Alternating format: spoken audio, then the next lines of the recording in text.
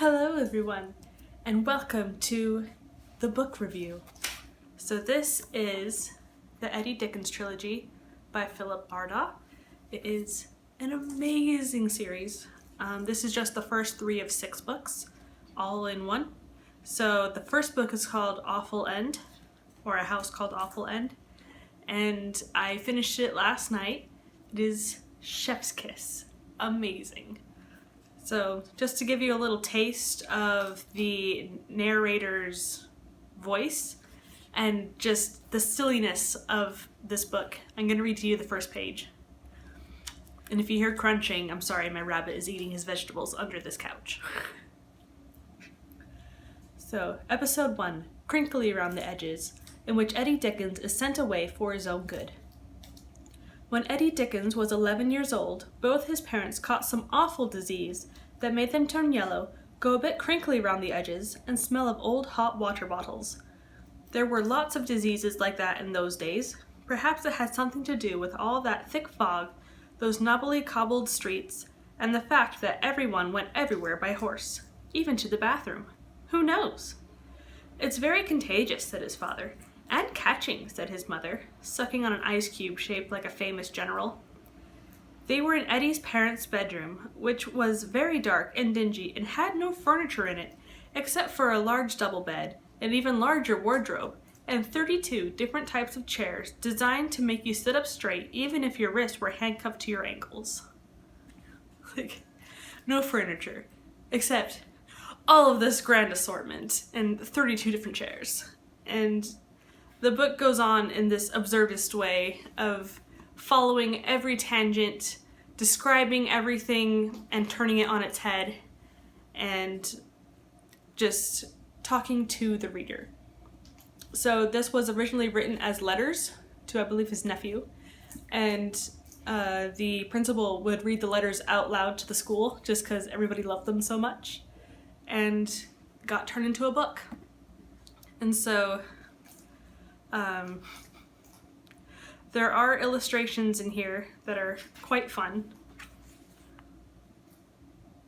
like the hold up, which is ever so clever. This book is one that has like the best fourth wall break, call yourself out that I've ever seen in a book before. And this is whole page about how we have to switch who we're focusing on and go look at somebody else because the other person might get shot and you don't want a bullet to come out of the book and hit you. And so it is amazing.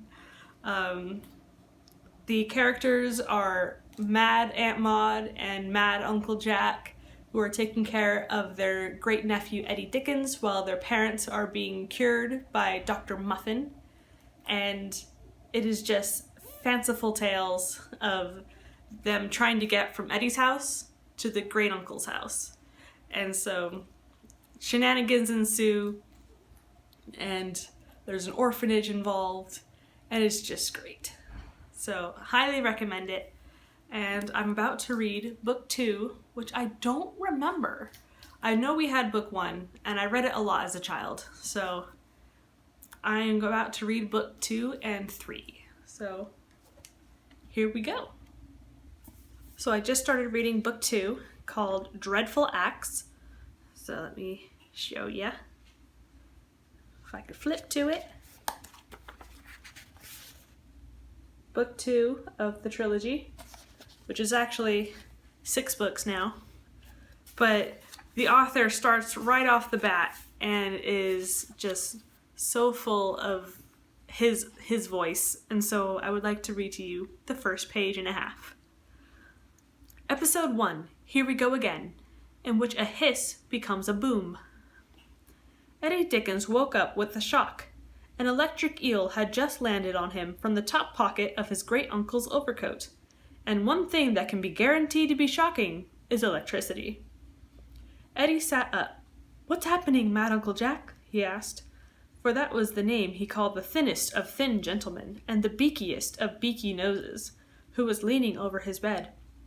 "Come quickly, boy," his great-uncle instructed, his top hat brushing against the gas tap of the lamp on the wall. The eel might have had electricity, but this house, awful end, didn't. Eddie didn't need to be asked twice. The quickest way to escape the eel was to leap from his bed. So leap from his bed he did. And then it goes on to talk about what happened in book 1 a little bit. Now where were we? Oh yes, an electric eel in the bed, Eddie Dickens out of the bed, and Mad Uncle Jack's top hat brushing against the gas tap. What's that hissing noise? Do you think it's important? Do you think it's part of the plot? And there's this long hiss. Goes all the way across the page. Just, it's so full of his voice and calling himself out and letting you know, yes, you're reading a book, but having fun with it and just playing with the medium. I love it so much. So I'm in chapter 3 now, and I had to stop because I was laughing. There's an escapologist called the Great Zucchini. Eddie, the main character, is talking to him, and the Great Zucchini says, "Then I'm afraid not, for the man from said the man from the coffin. Escaping is how I earn my daily bread. Anyone can escape. Just think of all those convicts who keep escaping to the moors." He looked to the direction of the nearby moors, neatly bringing them into the story and lodging them in the reader's mind for later. Moors, escaped, convicts. Okay? Good. As if you'd forget such a thing. What with your big brain and beady eyes. He calls out the readers so much and just brings your eye to the different techniques that he uses, like foreshadowing and illusion, and just lays it out. And in some ways it is teaching you how to do it by pointing it out. So, good stuff. So I just finished book 2 of the trilogy, Dreadful Acts. It was very good. I still thoroughly enjoy Philip Ardag's writing style. The whole book is narrated by a narrator and pointing out certain things, and the only one who is cognizant that they are in a book is Eddie's dad. And so he'll point out, like, that can't happen, we're only in episode 2. You can't kill off a character yet. Things like that. So, quite enjoyable. There is the Great Zucchini, the escapologist, aka Harry Houdini, but with shoe polish in his hair for dye. And it was quite a fun book. I did enjoy it. One thing that was a little weird was that, so the main character's 11, and there's a girl who's an adult, and Eddie Dickens is crushing on her pretty hard for at least 2/3 of the book. And so, like, she's the only girl that he's seen that isn't related to him or completely atrocious and trying to, like, keep him locked up in an orphanage. So I guess it makes sense that he has a crush on her. It was a little weird, but he gets over it, so it was okay. So far, super enjoyable. Definitely like it. And I will be starting the 3rd book called Terrible Times. So, very excited to keep on going in the interesting life of Eddie Dickens and his crazy family of his mom, his dad, and Mad Uncle Jack, and even Madder Aunt Maud, and the stuffed stoat Sally. Or is it Malcolm? Okay, real quick. I just rediscovered one of my favorite illustrations in here. So it is the Great Zucchini coming out of a coffin. And just anything macabre like that just grabs my heart. It looks like Nosferatu fingers. And it's perfection. So I found this really fun device, I guess you would say, that Philip Ardag employs in the 3rd book in this trilogy, Terrible Times, where he does a setup where something funny happens and he does a callback later as a simile. And so I would like to read it to you because it's really fun.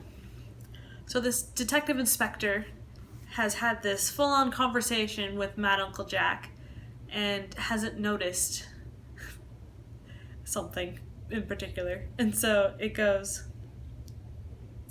He tapped the side of his head, and a small round peppermint fell out of his ear on the opposite side and rolled across the floor.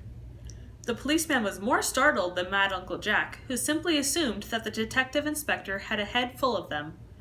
What had actually happened was that the inspector had a peppermint in his hand before dozing off at his desk, resting his head in his hand. The peppermint had got pushed into his ear, and, when he'd been awoken by the sergeant knocking at the door of his office, he sat bolt upright, blissfully unaware that the peppermint had been lodged there. Until now. So, we have this whole thing that happens with one group of people, and now we're with the other group of people, and there's a callback. So it says, the others rushed out after Even Madder Aunt Maud, just in time to see her trip and lose her grip on the dog's bone diamond. It rolled across the wheel deck like the peppermint from the detective inspector's ear, and over the edge and out of sight. So I like that it says, like the peppermint from the detective inspector's ear, because it's a callback to something that is book-specific and world-specific, and not using a cliche, something that a normal person would come up with, that it would roll like. And so I thought it was a really clever callback, and I enjoyed it. So I found my favorite quote from Even Madder Aunt Maud, just to show you her absolute madness. A still dripping Eddie led the way to his cabin and threw open the door. Even Madder Aunt Maud was still lashed to the bed, as Eddie had left her 2 nights previously. About time, too, said his great-aunt, as everybody piled into the cabin. I am due to marry the Archbishop of Canterbury at midday, and must have my mustache curled. She's been tied to a bed on a boat for days, and is thinking that she's going to be marrying the Archbishop of Canterbury. She's already married. I don't even know. And curl her mustache. Just brilliant. So yeah, I just finished the Eddie Dickens Trilogy. All 3 of them. So here is my review. So, Philip Ardaugh is an amazing author.